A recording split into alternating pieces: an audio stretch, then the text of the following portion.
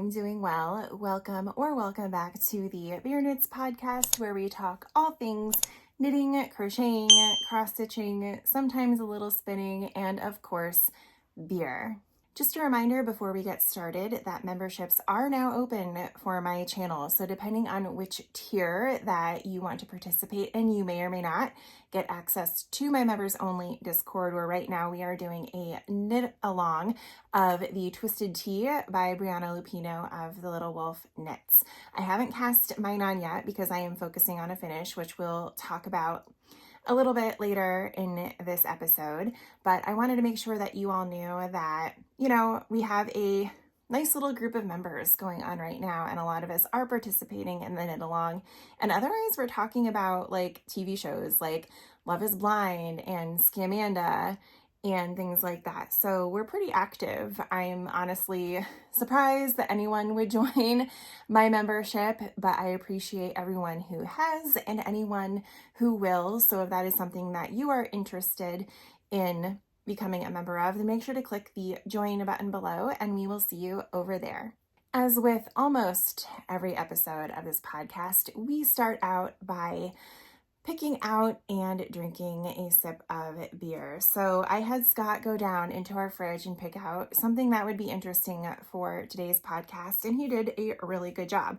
So this is called Strange Rituals, and it is from Forest and Maine. If you watched our vlog of the Philly Yarn Crawl, then you'll know that we went there, I think it was the first night, Friday, and this is one of the beers that he picked up.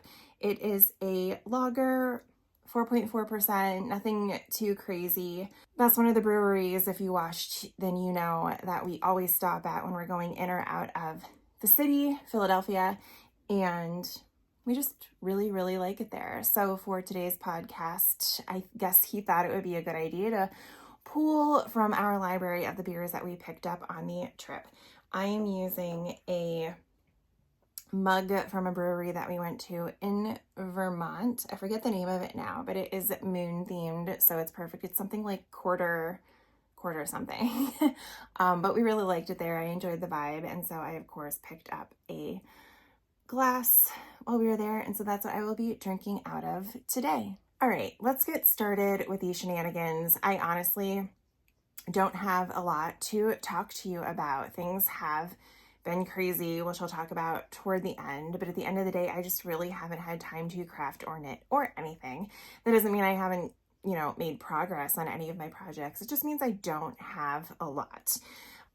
But one of my finishes is this Philadelphia Yarn Crawl cowl. I forget what the exact name of it is, but it was one of the free patterns that you could pick up at the shops, and this is one that they had at the Longest Yarn, which is a new yarn shop, period, and also a new yarn shop on the crawl. So that was one of my favorite stops, actually. We got to meet the owner, as we did in a lot of places, but the owner was really excited about all of her selections, and she should be, because they were great. And she had one of my favorite shop patterns that I found as well, and I saw it and I was like, you know what? This would be a really fun weekend project, because we stopped there on the Friday of the yarn crawl and I wasn't really jazzed by any of the projects that I had taken with me. So I got all of the supplies to knit this, as well as the pattern at the shop. So it is really fun. It is on Ravelry if you're interested. It's just a basic lace pattern, and it is held with two yarns together. So obviously one is a fuzzy yarn, which is Holskarn's Titicaca, and it is so pretty to work with. And the other yarn is a Barocco, which also has mohair in it, but definitely not as fluffy as the other one. And the colors don't match exactly, but I kind of like it because it gives this kind of sheen to the project that I don't think I would have gotten if they did match exactly. And of course I chose pink. So I really like the way that this turned out. I'm not a huge cowl person, but I really wanted to knit this. So depending on how it blocks out, this might be a Christmas gift for someone. I haven't decided yet. But because I don't really wear cowls, it just seems to make sense that I would give it away. The only thing is my bind off it never fails. No matter how loosely I bind something off, it's always too tight. So it's really going to depend on how I block this out and how big the person's head is. So I might not give it away and just consider it a fun project that got me back into practicing with holding 2 yarns together, because there is a sweater from Brianna Lupino that I want to knit, her G Street sweater, which is garter stitch, and it's really pretty. And I want to use it with the yarn that she custom dyed for my knitting group. And I have to hold 2 yarns together, and I just haven't done that in a while. So this might just be considered like my practice swatch for it. But I do really like the project. Like I said, it is on Ravelry if you want to go check it out for yourself. And it is pretty simple. The yarn is lovely. And the price point was really nice. All of the yarns in this particular shop, it really ran the gamut. Like, it wasn't just like you walked in there and all of the yarns are like $40 a skein. She had like really nice affordable options. And she also had some higher end yarns. She carried a lot of Knit Circus, for example, which is really exciting to me. I love Knit Circus, and I don't see those frequently in shops around here. So that was really nice. But overall, really happy with this project. Like I said, probably just going to be a big swatch. We'll see. It was a really nice project to have for that weekend. And it did take me another week to finish it, but it was really nice to have this. It's very portable just to carry around. I did have to buy needles at Roots Knitting Academy because I didn't have any with me that were free. So I did have to buy needles to work on it, which was fine. They were a standard size, and I will get a lot of use out of them in the future. So it wasn't like a waste of money. If you're just looking for a really quick project, especially as we're heading into spring and the temperatures are like up and down, at least where we are. One day it's, 80 degrees and the next day it's 30. When the temperature's so up and down, sometimes just having a nice neck covering would be nice. Definitely check out this pattern. You'll finish it in no time. My next project is a half finished pair of socks, which is my MO lately. If you've been tuning in my podcast for any number of years at this point, then you'll know that my go-to projects are socks due to their portability. I have my own recipe most of the time, so I can just not pay attention to whatever I'm multitasking during and focus on the socks. But this year, we're already in April, and I think I finished one pair that I started at the end of the year. And then all the other pairs that I started have just kind of been sitting around waiting for me to get back around to them. So we have another half pair, but this is a test knit of the Saber socks for my friends over at 3 by the Sea Designs. I believe this pattern is coming out next weekend, the 12th, and it's inspired by the lightsabers in Star Wars, and it's really, really cool. There is this cool little panel feature for both of the socks, and depending if it's the right or the left sock, depends where you put the panel. And I really enjoyed it. It was a little tricky at first, but as soon as you get the hang of it, it's super easily memorizable. And yeah, it's just super fun and kind of addicting, if I do say so myself, because once you get into the groove, you kind of find yourself hoping to get to the panel so that you can play around with the new stitches. At least I don't know if I would consider it a new to me stitch. It was like half a new to me stitch. I'll put it that way. But if you buy the pattern, you will find out for yourself. The heel is a delightful Eye of Partridge heel, which I love, and it coincides, or it has like similar vibes to the kind of lightsaber area here. And the yarn, I forget the colorway name of right now, but it is a yarnable yarn from sometime last year, I think. And I was test knitting the small size, and I was like, well, if I'm going to do a small size, I usually do the medium size, so I'll give these away as gifts. So I was looking for a yarn that I liked and want to knit with, but not necessarily want to keep and would be fine to give away to someone. But then as I was knitting up this yarn, here it is, it caked up. After I caked it up, and then as I started knitting it, I was like, this yarn is too fun. I don't want to give it away. And so that is how I learned that I fit into small socks. I got to like about here when I decided that I wanted to keep them. And so what I did was I tried them on, and the only alteration that I needed to make was to extend the foot, which actually isn't an alteration at all. That is what the instructions say to do. And they fit me. So I'm a size 8 which seems odd that I would wear a small, but I don't wonder, I know that it has to do with my gauge has changed again. A lot of the medium socks that I have been knitting have been coming out a little too loose for me. So maybe this is the direction I need to head in, and now I just need to make small socks. Oh no, my socks will be knit faster because they're smaller. Darn. So that's my life now. And this is how far I've gotten on the second sock. And it again is coming out beautifully. Like I said, the kind of light Saber type pattern is alternated on here versus this one. So they're on different sides of the feet. The yarn is of course coming out beautifully. It's a little more striped. Like the black lines are a little more striped on this one than the original one. I don't know how I feel about it. I don't even know if I have feelings, but that's fine. And I am now at the heel. So that is where these end, and we're going out later today, so I might take these with me. I can usually knit heels pretty easily if I'm talking to people. It's more so like if I go to movies and I need to knit or something like that. I don't want to be knitting on the heel. So these should be done by the next time I see you, and I'm really happy with them. And I love, love, love that I am able to wear these and don't have to give them away. Sorry, family, you're not getting these socks. And it's okay because it makes me happy. My next project is what I'm actually focusing on for the next week because Fiber Witch Festival is next week. And I will be vlogging that, so the next time you see me, it won't be a regular podcast. It'll be my vlog from the Fiber Witch Festival, similar to what I did with the Philly Yarn Crawl, which apparently you guys like that sort of thing, so I'm just gonna lean into it. Who doesn't dislike yarn and beer and witch tours? I don't know. So I'm just gonna let it happen.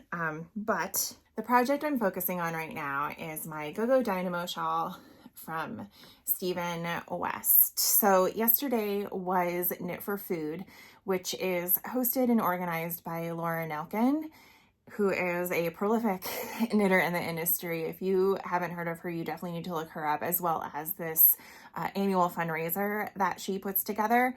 And what you do as a knitter is you can create a team or you can sign up as an individual, and you spend 12 hours knitting and fundraising, and you tell all of your friends about it and you say, hey, I'm gonna be knitting for 12 hours, will you support me? And donate to organizations who really focus on bringing awareness and addressing food insecurity. So we're talking organizations like No Kid Hungry, Meals on Wheels, Feeding America, and my favorite is World Central Kitchen. I've been following them for a few years. Since I first did Knit for Food, I think it was 4 or 5 years ago. And they're a cause that's near and dear to my heart because they focus on meeting people where they are. So like a lot of organizations that focus on food insecurity don't do so with dignity. We'll just put it that way. It makes you feel like you're getting a handout, and a lot of people are too proud to get handouts, and I understand that 100%. So what World Central Kitchen does is it's organized and owned by a chef. I forget what his name is right now, but his goal and the goal of his organization is just meet people where they at. Like the LA wildfires, for example, they went there and they provided food. They do airdrops in Ukraine, for example, and all of the meals are local to them. So you're not just eating like mini wieners or something like that, randomly mashed potatoes, like you live in Europe and you're eating our Lay's potato chips or something like that. No, it's definitely focused on meals that are comfort foods and familiar to the areas that they're serving. So I have been following that organization for years, really appreciate what it is that they're trying to do, and 100% love that methodology and how they're leaning into it. So yesterday was Knit for Food. If you do want to donate, Laura is keeping donations open until tomorrow, Monday. So technically the event ended yesterday at 10 p.m. Saturday, but she's keeping the donations open until Monday. So if you see this and you would like to donate to me or my team, I will leave a link in the comments. Feel free, even if you can't donate financially, then you can share the link. That helps as well. Again, it's all about bringing awareness to food insecurity and doing what we can to address it. But all of that to say, when you're knitting for 10 hours, 12 hours, you need stuff to work on. And so I decided to focus on my Go-Go Dynamo Shawl, and I'm really loving it. My goal is to finish it by the Fiber Witch Festival, which we're leaving for next Friday. It's going to be a crapshoot on if I finish this in time. The whole reason I want to finish it is because the dyer of the yarn, Tristan from Dragon Horde, is going to be there. So I wanted to get a picture of her with her yarn and, you know, do a full circle moment where the yarn goes home to mom or something like that, you know. But I don't know. I'm getting close. I'm at the top where you're doing these little triangles or squares. It's kind of an optical illusion, so it looks like both when they're done. And once I'm done with that, I go back to the bottom and I pick up something like 1 trillion stitches and do some knitted garter stitch waves and stuff like that. I think the last time I showed it to you, I was somewhere in the middle of these 30 some odd wedges that were awful. These were terrible. 10 out of 10, do not recommend. They're easy to memorize. They're just fiddly and annoying and take forever because essentially you're binding off the entire shawl, but you're adding like 1 million stitches to do it in the form of these wedges. But this is the bottom. So if you recall, you start here with these semicircles and these wedges, and then you pick up stitches after you join them and you work your way down to the bottom. So this is where I was last time. Now that we've bound off the wedges, we go back up to the top, we pick up here, and then we do this pretty little design here, which the knit 3 through the back loop hurt my shoulder yesterday.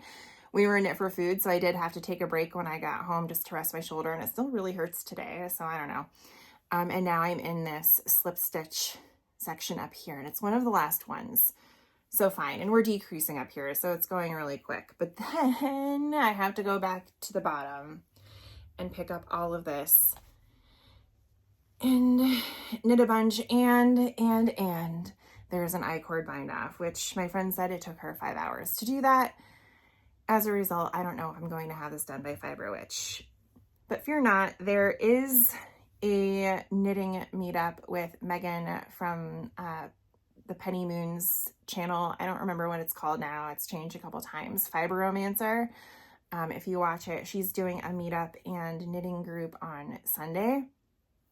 And I'm hoping, you know, worst case scenario, Tristan is there and I can be like, I can knit on this and be like, hey, I know it's not done. Can I get a picture of you with your yarn? And just be weird. Because I'm nothing if not weird, and that's fine. But I do love the way that it's coming out. You can really see that it's starting to take shape and just how ginormous it is going to be. I always, when I start these, think my gauge is off because it doesn't seem like it's big enough. And then the more I go, the more I'm like, nope, this is a classic Steven. And it's going to be huge, and I love it. I love it. And I love the colors. I think they look great on me. Here's that color analysis again, but I really do think they look good on me. The colors are, they're both Dragon Horde Myth Fingering, and the colors are, the green is Wicked, which she just put back in the shop. So if you like this color, make sure to head over and grab some. It is beautiful. It is a beautiful, beautiful, beautiful green. And a little bit different than some of the greens coming out for Wicked. I don't know if she dyed it to go with the movie. I don't think she did. I think it was on its own, but I could be totally wrong. This is a little bit different. It's a little more on, I would say, like the warmer side. And then this blue is, or blue, wow, I know my colors. This purple is called, I think, Book of Shadows. So absolutely beautiful, and I love these colors together, and I love how they look on me, and I love how massive it is, and I also hope that I don't dislocate my shoulder finishing this because I do want it done. I think it is gorgeous, and I am really excited about it. I haven't done a Stephen West shawl in such a long time, so it feels kind of like coming home, because I used to do his his mystery knit alongs every year, and I just haven't in a while. And so it just feels really nice to be doing it again. But yeah, let me know what you think. I would love to be able to wear this while I'm buying yarn I don't need next week and meeting people. That's really why I'm going there, is to meet people, drink some beer, tour the witchy stuff, and knit, really. But there will be yarn. We know there will be yarn. The last thing I have to show you is something I actually haven't worked on in a little bit now, but I have made progress on it since the last time I saw you, so I just wanted to show you where I was. And this is the Positivity Blooms Stitch Along from Caterpillar Cross Stitch. I'm still in the second pattern, so it gets released, I think, once a month. And they're on clue 3 now, and I'm still on the second. But I think once I get back into it, it won't take very long, honestly. It's really easy. You just need to focus on it. No worries.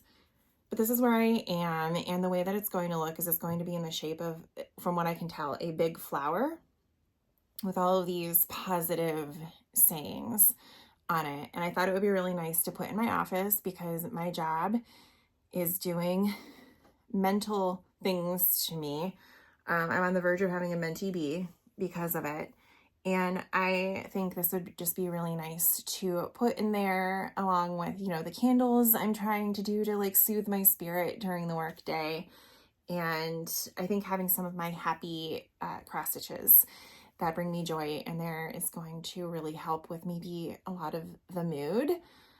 That and getting back into my Peloton, which I'm happy to say I have been doing for about 3.5 weeks. Now I'm back on track. But I enjoy how this is coming out. It is nowhere near done, nor can it be, because it's a monthly sal, and I just bought their next one, which are birthday month flowers, and that one's really pretty. And so I think I'm just going to end up having a bunch of flower-themed cross stitches in my office, which goes with the theme that I have going on in there anyway. So I'm totally happy about it. And now that I'm looking at this, I want to stitch on it again, but we need to focus on the shawl.